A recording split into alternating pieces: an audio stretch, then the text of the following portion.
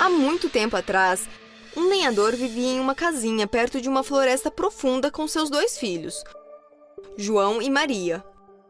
João era um menino esperto e inteligente, e Maria era uma garota tímida e acanhada.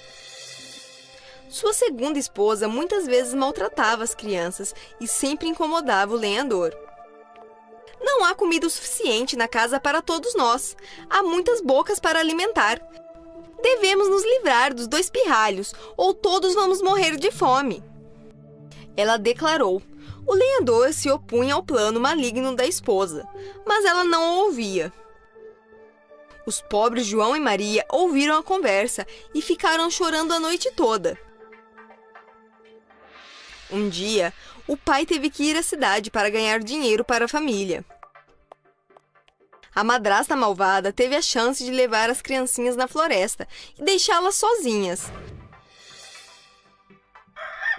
Na manhã seguinte, a madrasta chama João e Maria e diz alegremente: "Preparem-se, meus filhos, para um piquenique." Ela tenta ser o mais gentil possível para que as crianças não saibam de seus planos. Embala um saco com um pouco de pão e biscoitos e entrega para Maria e diz: "Segure este, pequena e doce Maria.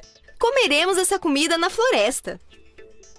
Ela alegremente tranca a casa e eles começam a caminhar em direção à floresta. João era um colecionador de pedras. Ele tinha uma enorme coleção de pedras brancas que carregava em todos os lugares. Furtivamente, João colocou um rastro de pedras brancas pensando: "Podemos seguir essas pedras de volta para casa?" Para ele, era apenas parte de um jogo. Não sabia do plano de sua madrasta. Mas ela havia notado as pedrinhas brancas que João estava jogando. Mas permaneceu calada. Quando chegaram ao fundo da floresta, a madrasta disse: "Este parece um bom lugar para um piquenique. Vocês podem tirar uma soneca aqui, enquanto eu vou buscar algumas frutas frescas para os 2. Ela os deixou sozinhos. João e Maria sentaram-se debaixo de uma grande árvore e comeram alguns biscoitos e jogaram alguns jogos. O tempo passou e já era quase noite. Maria começou a ficar preocupada porque a madrasta ainda não tinha voltado para pegá-los. Como a madrasta viu João jogar pedras até o ponto em que as deixou, sabia que as crianças eram espertas o bastante para seguir as pedras de volta para casa. Então, em seu caminho de volta, ela recolheu as pedras brancas que João tinha deixado cair e fez uma trilha similar com elas em direção a um caminho desconhecido que levava a outro lugar. Maria estava com medo, então João disse a ela: "Vamos esperar o cair da noite. Eu deixei cair uma trilha de pedras brancas por todo o caminho até aqui. Então, com a luz da lua brilhando sobre elas, poderíamos voltar para casa." Quando a noite caiu, os sons horríveis de todos os animais selvagens começaram a ecoar ao redor deles. Eles estavam assustados, mas esperaram até a lua nascer e ficaram felizes ao ver suas pedrinhas brancas brilhando à luz da lua. E começaram a seguir a trilha que achavam que haviam deixado inteligentemente, sem saber que a madrasta havia mudado o caminho. "Agora me dê sua mão. Vamos chegar em casa com segurança. Você verá." João disse com imensa confiança. Logo, eles estavam cansados de andar e não estavam nem perto de sua casa. Decidiram sentar-se ao pé de uma árvore, pois havia muitos vagalumes fazendo luz e dançando. Eles olharam a lua e os vagalumes e logo adormeceram. A noite passou e de manhã eles se levantaram com sono e viram uma magnífica e bela borboleta colorida.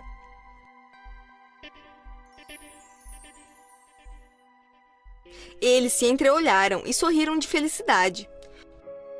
Por um momento esqueceram que estavam perdidos e com fome e seguiram a borboleta e tentaram brincar com ela.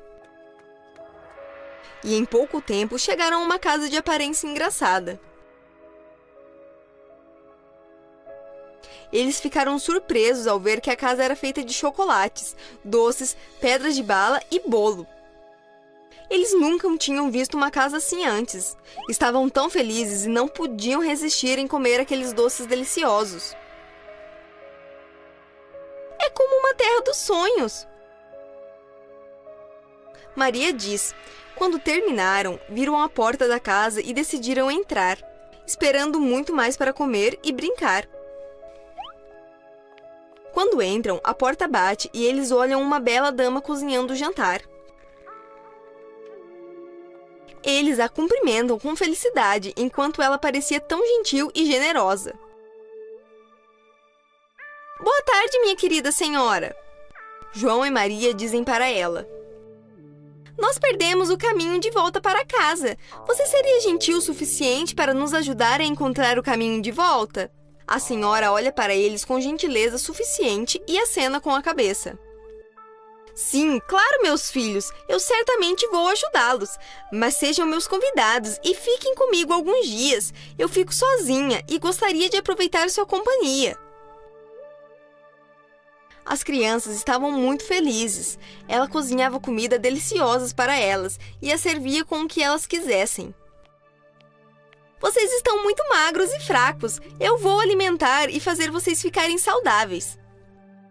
Ela sorri discretamente. Alguns dias se passaram e uma noite Maria acordou à meia-noite. Quando ela se levantou, ouviu um sussurro e começou a andar em direção ao som.